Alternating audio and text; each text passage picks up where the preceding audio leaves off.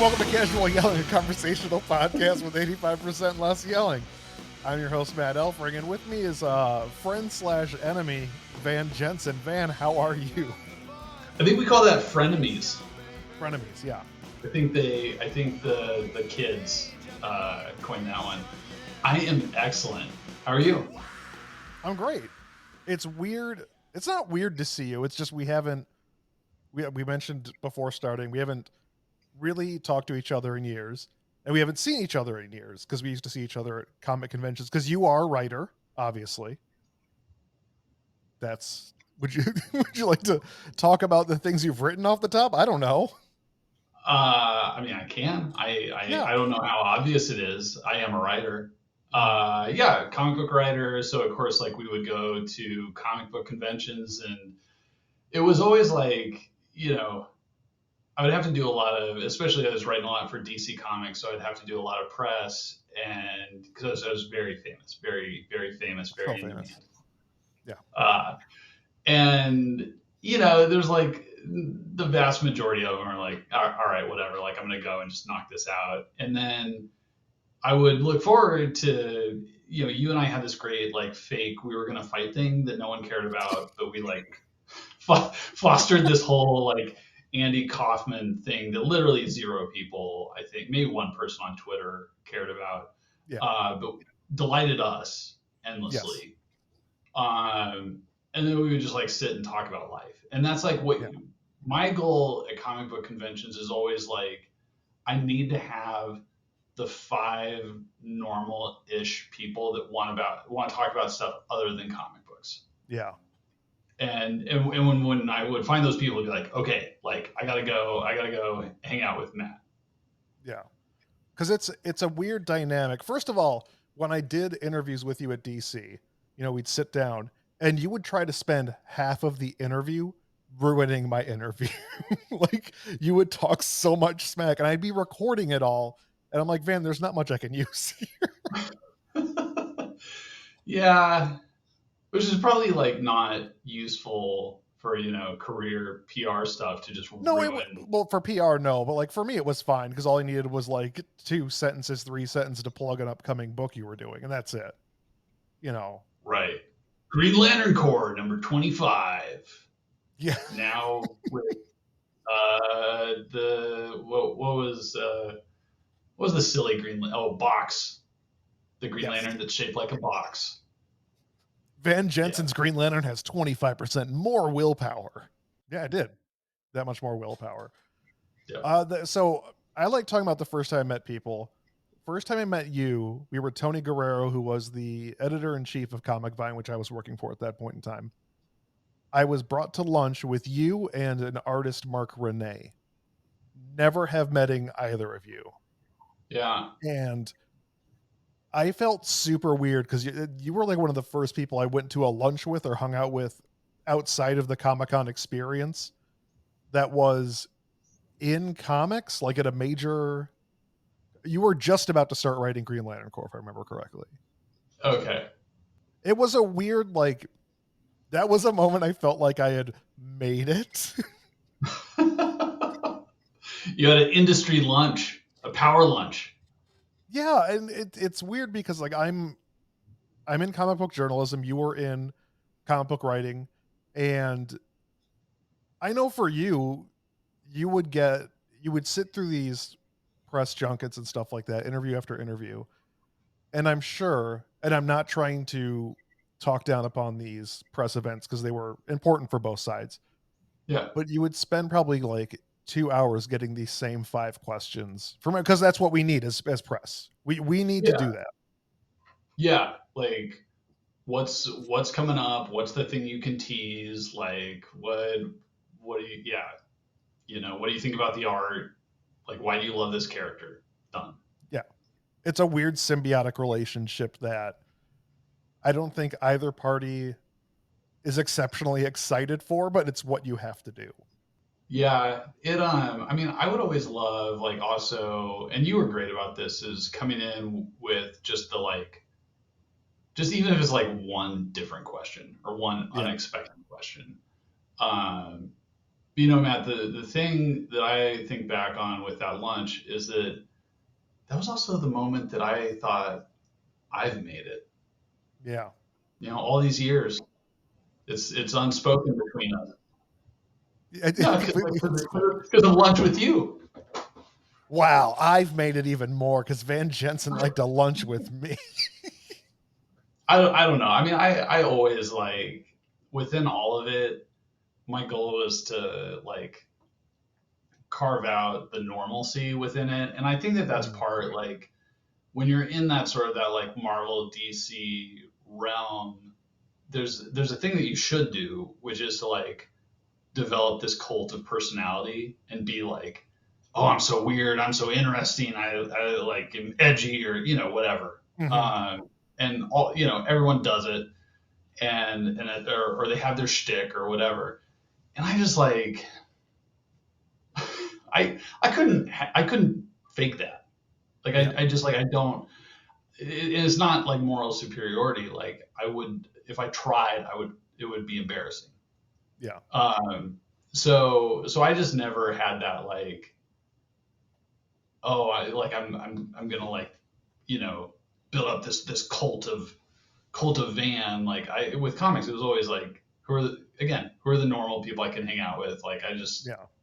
want to enjoy it, want to have fun with it. But it also I think probably the most interesting thing to me was like, I mean, I grew up reading superhero comics, right? Like Yeah. that was the biggest thing in the world to me for all of my childhood. And then I find myself like I got to do it. Like that's like the top of the mountain. And it didn't take me that long before I realized like, oh, my ambitions are way bigger than this. Yeah. And so I never had that like, oh, I have to turn into writer X, like whatever, or I have to write this book or whatever. It was just like, okay, like this is interesting. I can learn a lot from it. I can have fun. Um, but like I always want to do. There's always more stuff or different stuff that I want to do. Like I want to push myself creatively beyond this, and part of that's like telling my own stories and doing creator-owned work, Yeah. and doing creator-owned stuff outside of comics. I mean, you had, I think when I first met you, maybe it had just come out or was on the precipice of coming out, was Pinocchio Vampire Slayer, which that's what I like to Yeah, see from like writers is like, yeah, I enjoyed, and I don't read comics much anymore. Let's be honest. Once Comic Vine I was moved away from Comic Vine. I took a break from comics. You get yeah, sick of the medium because that's your job. But what I really always enjoyed, it was like you, Josh Fialkov was another big one. Like you're doing Marvel DC stuff, but then your indie work is, I don't want to say breathtaking. That's a stupid phrase, but it was so inspiring and just so weird and out there and creative. And I feel like to me, that's where like the heart of comics was. Yes, you can enjoy your Green Lanterns and your Wolverines and your Deadpools, whatever. But yeah. I feel like where a lot of you all shined was like just doing whatever you want as an indie book. Like that's what I really enjoyed about you was reading Pinocchio Vampire Slayer. I believe you wrote something awful in the cover of that for me. Probably. Probably. I mean, I really wonder how that whole thing started where it was like me and you threatening each other on Twitter and in interviews. I cannot remember for the life of me. My memory is that well, there was a photo like there was the photo where we posed the photo like we were fighting, but my memory is that there was a photo of us before that where it was like the way the photo was taken, it looked like I was coming at you, Probably. and I was just like gesturing with my hands and being a doofus, Yeah. which comes naturally. And then it was that, but like maybe I'm mixing up the memory, and maybe it was just that we were like joshing around on Yeah. Twitter, and so like, oh yeah, I'm gonna beat you up next time I see you, and then I yeah, re- I remember the photo where it was Robert Venditti breaking us up. Right. He's like, guys, no, don't do that. But I think that weirdly comes from a place where like comic book journalism during that time was to me a real thing before Yeah, everything became kind of like you're part of an entertainment website and comics is a small piece of that. yeah, Uh, but a lot of that time was as a comic book critic, you would take a lot of slack or you'd take a lot of shit from some creators if you didn't like something. And there would be a oh yeah, war between certain critics and certain creators. I found myself in the midst of that a few times. yeah, So the idea of you and me fighting, like it almost seemed like a natural progression of what was really going on in that world at the time. yeah. Well, it was. I mean, I guess like kind of incestuous in a way, in that you would have a decent number of the journalists who, it was like Donny Cates. Like Donny Cates was a bleeding cool guy, Hmm. and I'm pretty sure that he interviewed me way back, and I mean, like I did a little comic book journalism when I was first starting out, and so there was that where you had people, you also had creators and critics like constantly. It was just that like early Twitter, everyone talking to everyone, and so like you write a review and the site posts it and it tags you and it tags a creator, so it's immediately Hmm. as a creator like you have a book come out and it's like, oh, like this guy just gave me 3 out of 5 stars. Like, what does he know? Which is, I don't know. Like, I don't even remember the last time I read a review of anything that I've written.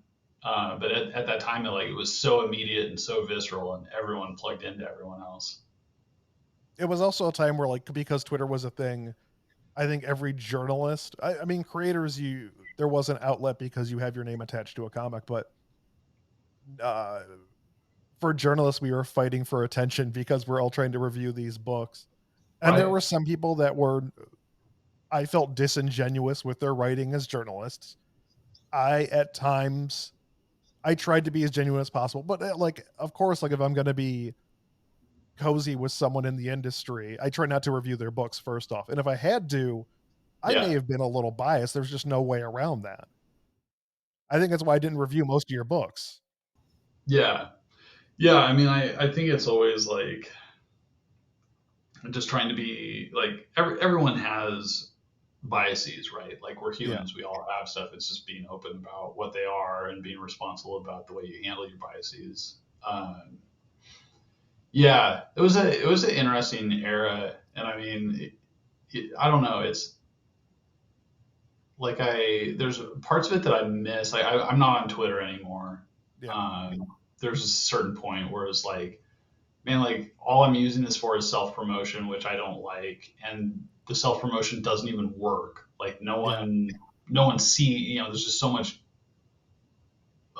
just like bot, diarrhea that like no one sees anything anyway. Um, so it doesn't work. So I, deleted my account, and there's an aspect of like that era of Twitter that I miss, and that era of engagement, and then also like going to conventions. Like I would go to conventions all the time and engage with people and talk to fans, sign books, talk to journalists, like hang out with friends, all of that, and I haven't really done. The pandemic. I think it was really sort of like the nail in the coffin, I guess, Yeah. for conventions for me. And I've gone back to a couple, and my experience of it is like they're just sort of weird now. It's all it's the end of the like capitalism funnel Yeah. where like anything genuine is gone, and it's all this sort of false, just like just commerce. I felt like that was happening even pre-pandemic, where I would go to conventions and I remember at C2E2, DC had a booth for years, Marvel had a booth for years, and then they removed their booths. And for whatever reason, that's fine.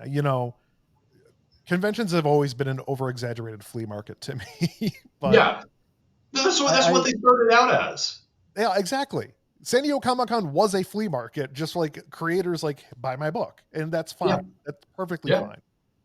But I remember like pre-pandemic going to C2E2, and DC Comics was there without a booth, and Clark Bull, who's one of my favorite people in PR, just It's wonderful great. person, brought me into like a weird basement at C2E2, like an underground cavern at McCormick Place, to like interview Joe Hill, who was doing stuff for Vertigo at the time. And Yeah. I sat down with Joe and talked to him, and he was super wonderful. But it was at that moment I'm like, I think the the comic book journalism bubble has super popped at this time. And it wasn't Yeah. just because of that. It was because all the sites were getting bought out by other sites. You know, you're all part of, like, I went to GameSpot. Nothing against GameSpot. I loved Yeah. being at GameSpot and now freelancing again for 'em. Yeah. Well, it also it was at the point where it was just that like internet content theory of maximizing clicks. Like Yeah. the point is to maximize clicks and not to think about a like larger strategic, you know, plan of what are we doing here? What's the approach? And I think that when you know, it's like a dog chasing its own tail. I guess Yeah. that like you're always focused on that thing that's right here, and so you never look down the road. And like all of those sites um, have basically just ended up crashing and burning because they like Yeah. they don't say anything. Yeah. I think it's hard to be in that industry. Like I'll talk about not so much the downfall of Comic Vine, but you know, you're writing up reviews, you're writing up press releases, you occasionally get interviews, but that's not sustainable because Twitter exists and everybody has an opinion. So it's hard to get your Yeah, opinion out there. So like with GameSpot, we were doing all that, and then I would slowly drift into doing galleries.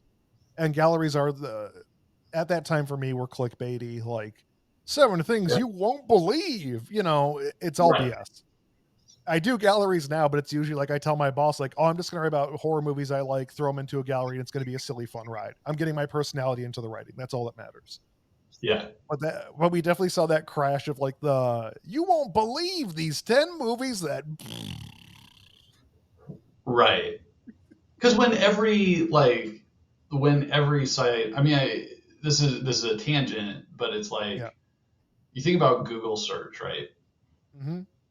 There are several words that are just useless to include in a Google search, like best, because everyone puts the word best in the headline of everything, best or most or whatever, just because it's like someone's looking for the best safari pants. Like I don't know why safari pants, but All the things. Wait, let me just double check. You said safari pants? safari pants. I almost went with safari trousers, but I think that they would be pants. I, there is something I love about the idea where out of all the things you could Google, you went with safari pants, which is never something I've ever thought about. But now I want to type it into Google.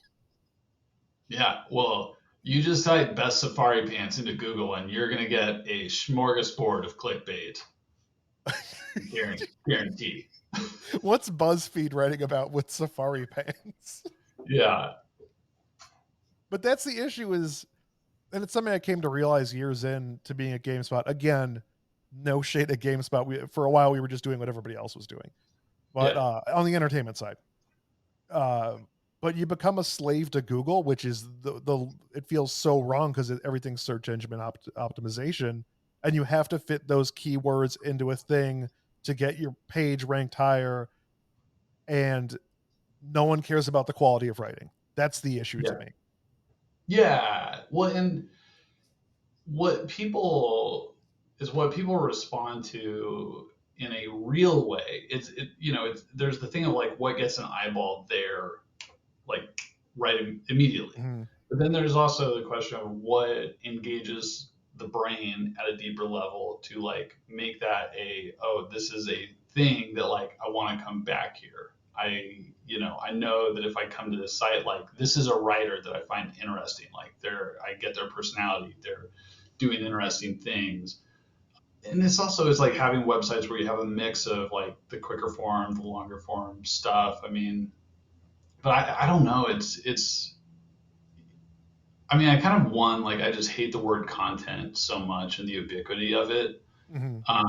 I mean, what does content mean? It's literally like a thing that goes inside something else. Yeah.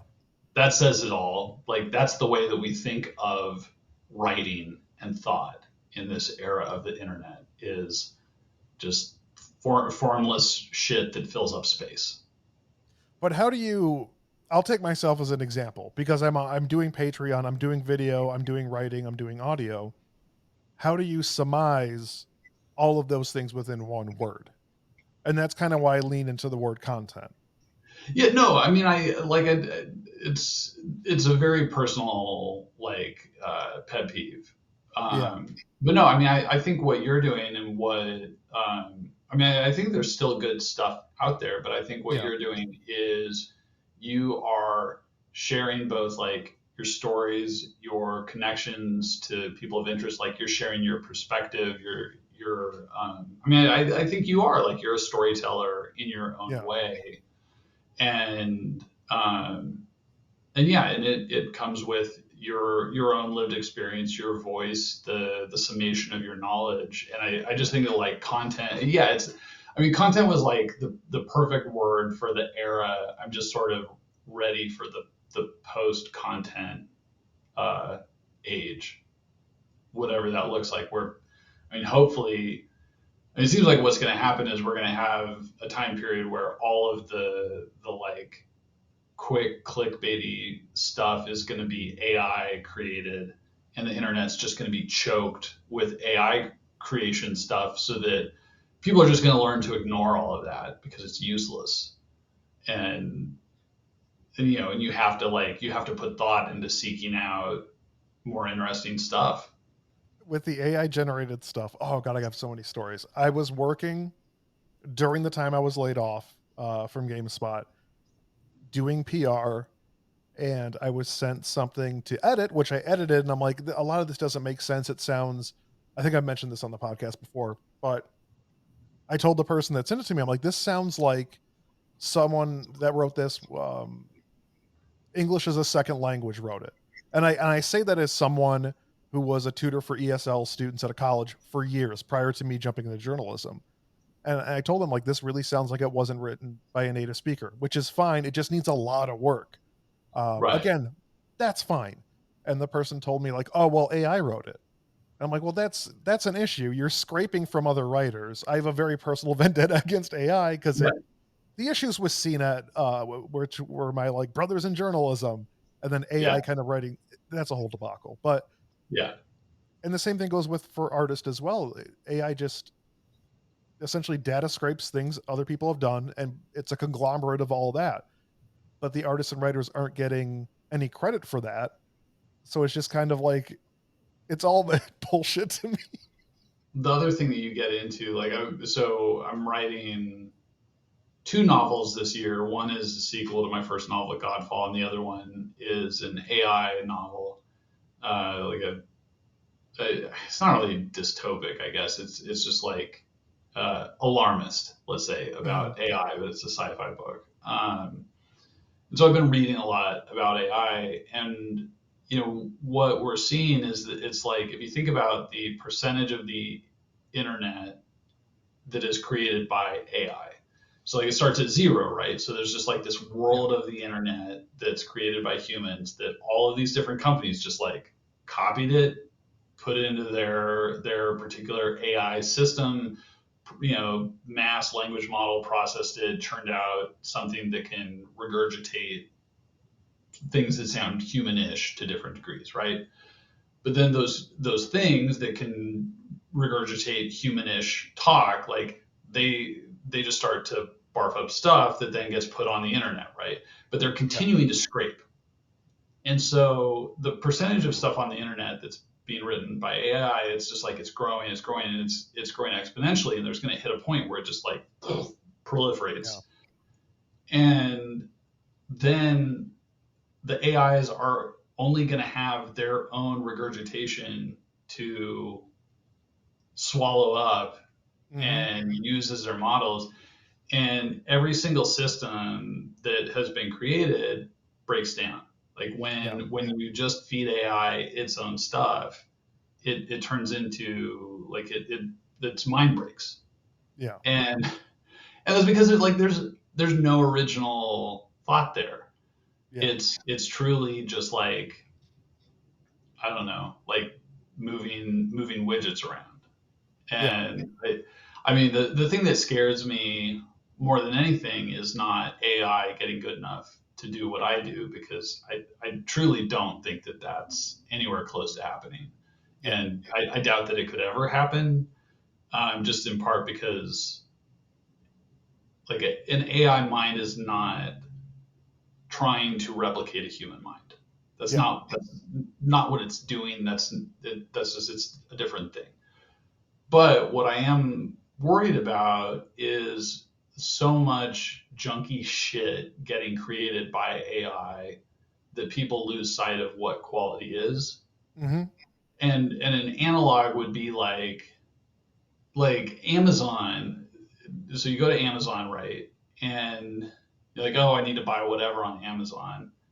And like there are all these companies on there with weirdly spelled names, and like it's all just like some factory in China that's just copying what someone else made at some point and doing a slightly cheaper version, and like you have no way of knowing what any of it is, and so you're just like, well, this is the cheapest one, like I'll Yeah. order these safari pants, and then and then you get them and the zippers don't work, and We're not sponsored by Safari Pants.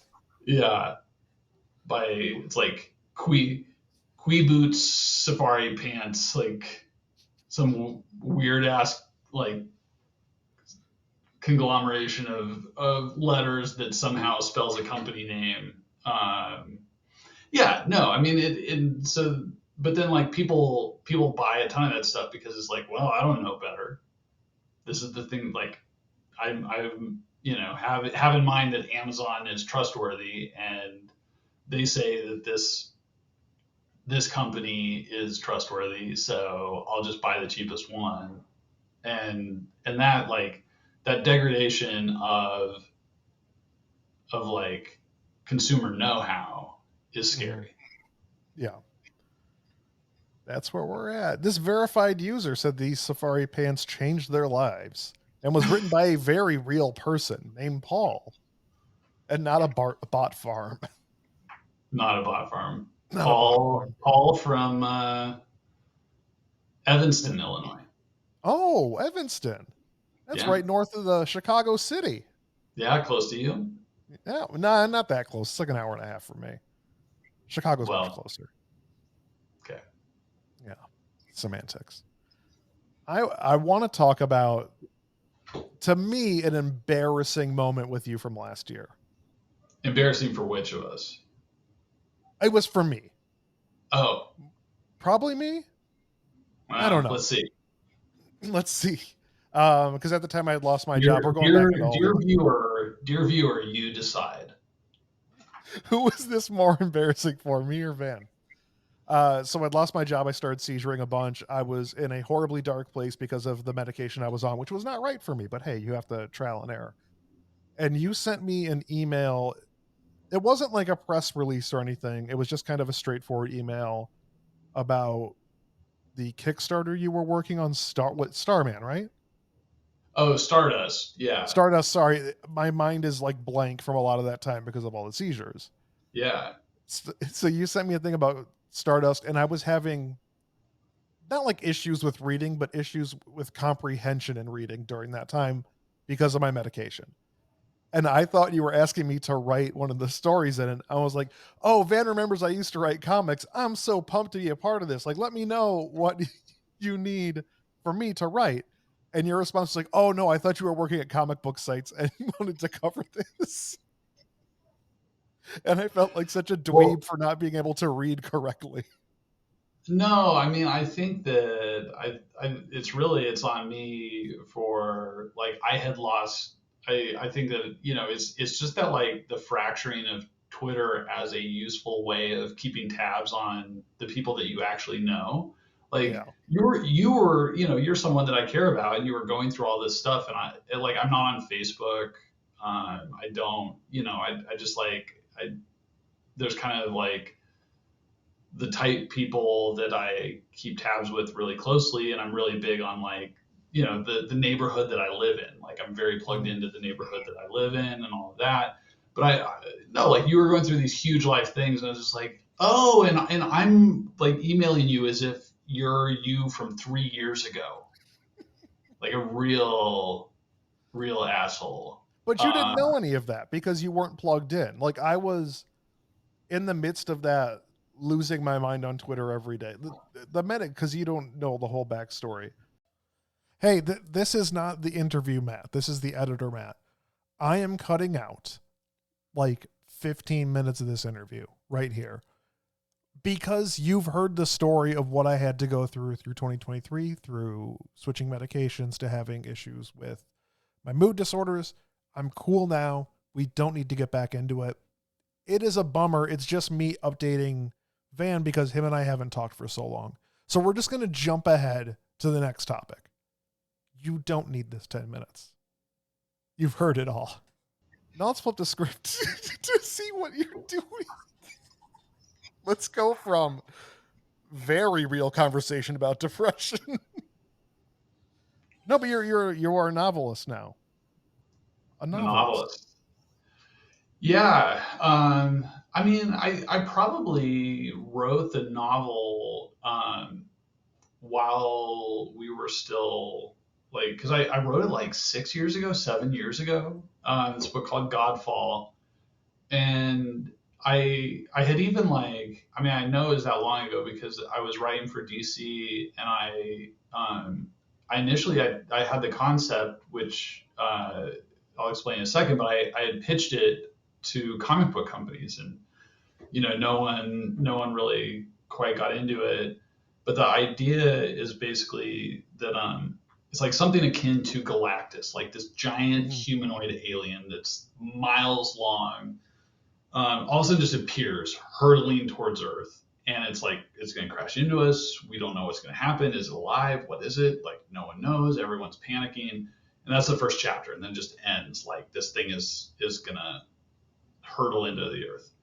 And then it cuts forward 2 years, and this giant alien has settled onto its back in western Nebraska, essentially in my hometown, basically, Mhm.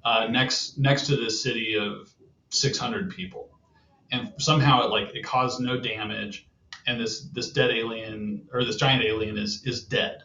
Like it has not moved since it hit the ground, and it has a huge blade stuck through its chest. So it's you know mysterious giant dead alien. And then the story is really about the sheriff of this town of 600 people, that he just wanted to be like Andy Griffith in his own Mayberry, right? Yeah. But then the whole outside world descends, because overnight this town has become the most important place on Earth. So you have scientists, military, government official, cults, spies, tourists, opportunists, drug dealers, you have everything just descending on this town. And so it's a murder mystery set within that. But it's also kind of a story about urban people and rural people being forced to coexist. Which, as a rural kid that now lives in a city, I've always been interested in. Um, so yeah, so I wrote it. I had a literary agent. I gave it to him. He had it for 2 years and never read it. Really? So not a great agent. Yeah. You know, it's kind of like part one of your job is to actually read stuff. Um, so so I fired him, got a new agent, and it ended up, when we took the book out, was the pandemic. And all of the publishers, they were like, we really like it, we're just not saying yes to anything. And Yeah. so I couldn't find a home for it. I finally found this really small press that I was just like, I just want to get the book out. I don't care if like I'm gonna hustle it to try to get it to make, sell a decent number of copies, but like I just need to get it out so I can move forward and like be done with it. So did that, and then right before it was coming out, I had started working with this manager. He sells books to film in LA. Sent it to him, and and he was just like, "I'm gonna sell this, like whatever, dude." Yeah. And then he sent me a list of who he was gonna send it to. It's just like a page of names, and the first name is Ridley Scott. And I'm like, man, the one thing I can guarantee you in this world is that Ridley Scott does not give a shit about me or my book. Absolute guarantee.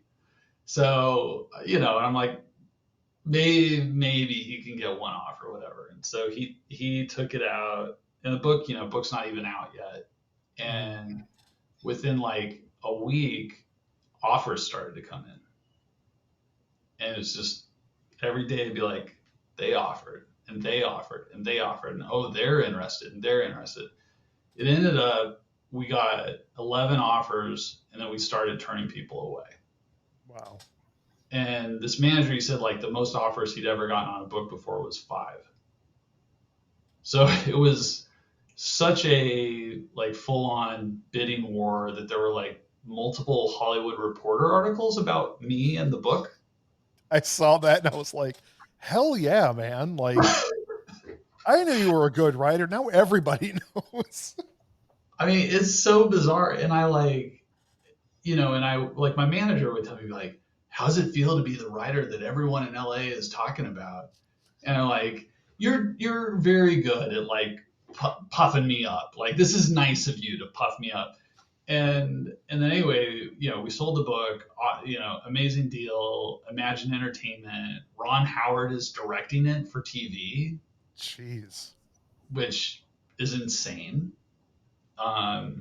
Just, I mean, I'm a huge Ron Howard fan, like Back to Childhood and going, and even I feel like there are forgotten movies like Frost Nixon is one of my favorite all time movies.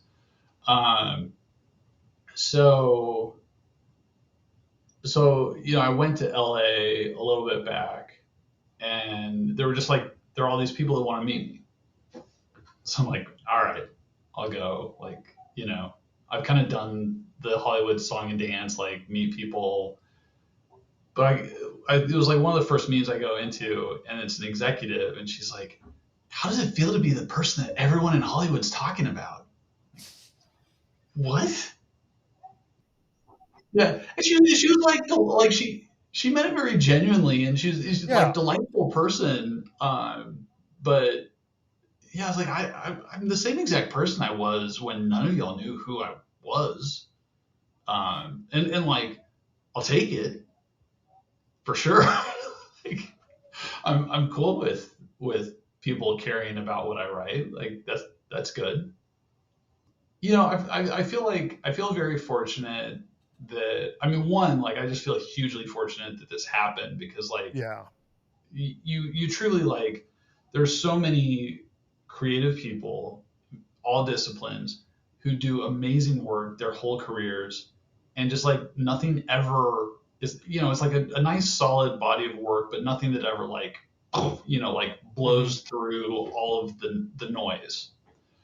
And I kind of felt like I was like, that might be my career. That I like, and you look at my books, like look at Goodreads or Amazon. It's like everything has like 4+ stars. Yeah.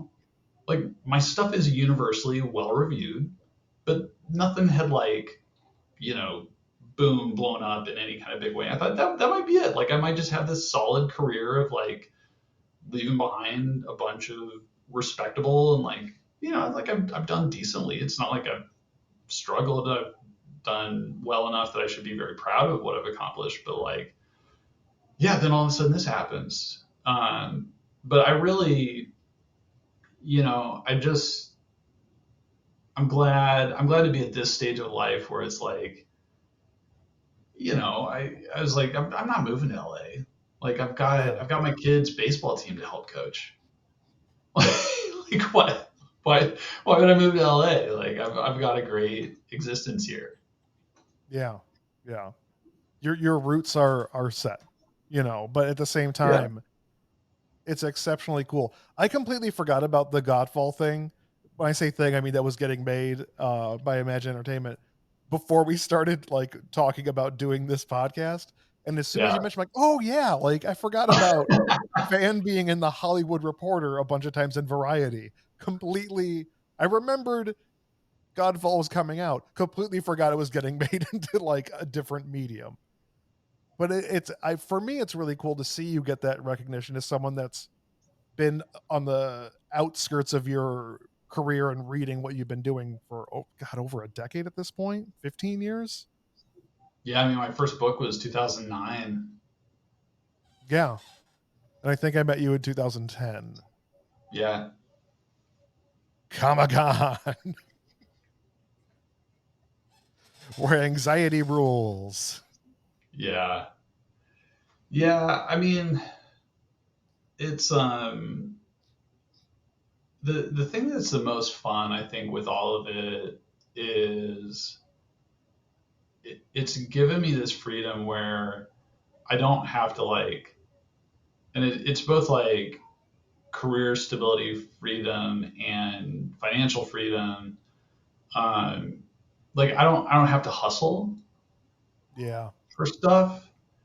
Where there was always this is like, oh, like I've got to get this gig at Marvel or DC, or I've got to, like I've got to generate enough stuff to whatever. And like, yeah, there's this bigger thing that I'd like to write, like, whether it's like a movie script or a novel or whatever, but I can't justify the time for that because I have to keep churning at this other stuff. And oh, and I need to email editors to see if I can get work. And it's not to say like, oh, I'll never write for Marvel or DC again. Um, but I get to be super choosy. Like I'm doing mhm. a this has not been announced, so spoiler or like secret reveal for Exclusive. exclusive Exclusive. uh, exclusive content. Oh no. Um, I'm writing a Godzilla miniseries for IDW, Oh and really?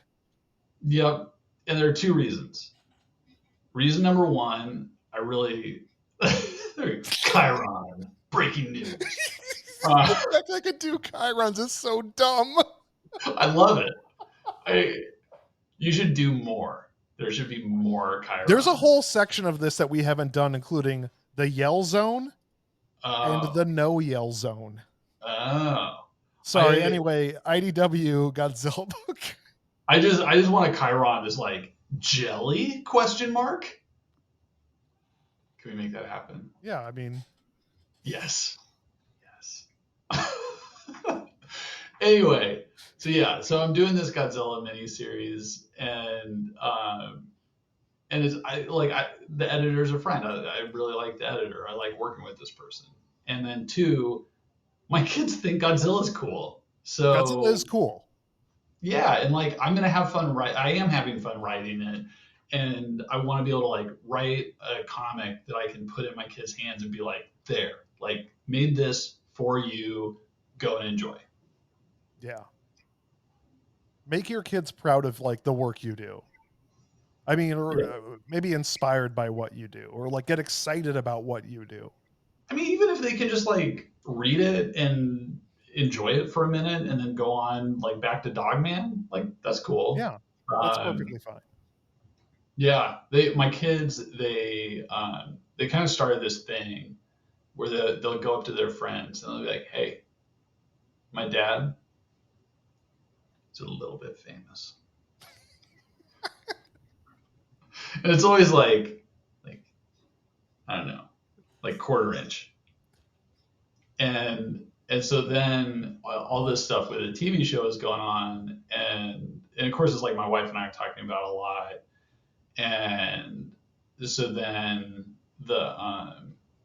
there's a point where we're talking as a family. My wife's like to the kids, she's like, do you guys understand like what this means? And our youngest, he goes, Dad was this much famous, and now he's this much famous. And I was like, you get it. That is exactly right. Like I can still go through 99.9% of my life and no one cares if I live or die. I would care. You would care.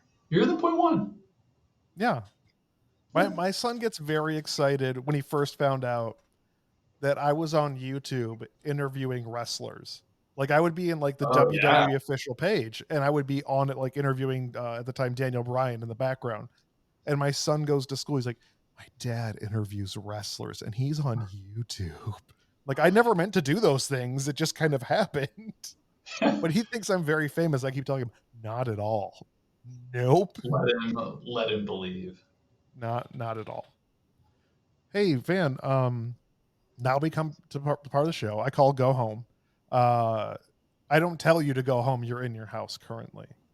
But This is joke's on you. This is a set. What? What? What a beautiful set, by the way. Yeah, with art from books that I've done and my kids' art supplies. It's very meticulously made false set. It's beautiful. But go on with your segment. Please promote your things and plug all the things where people can find you and find your work. Yeah, I'm on Instagram. It's like Van_Jensen, I think.